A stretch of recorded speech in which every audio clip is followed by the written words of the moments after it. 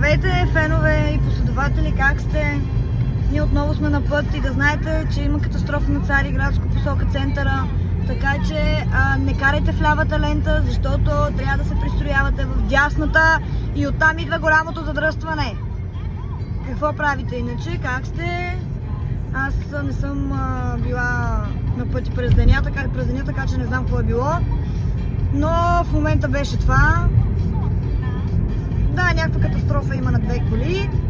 И така, хората се прибират от работа, искат да си почиват вече, да хапват и да пиват. То ме натяга отзад зверски с някаква миниатюрна колица. Не знам къде е тръгнал с тази дачия. Направо ще ми се залепи за задницата. Какво правим, човек? Смисъл, ке те паса? И какво сега ще постигнеш? Да се забия тук в таксито, освен. Ето, нервите вече започват. Аз само се качих вече и край. Значи музиката от Радио 1 не ми помага явно.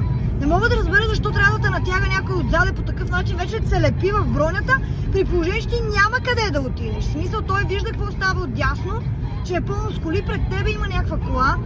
Какво очаква? Да прелети като на този инспектор гаджет колата и да се качи или да е станк и да премине през абсолютно всички коли. Аре малко по-сериозно, нямам думи.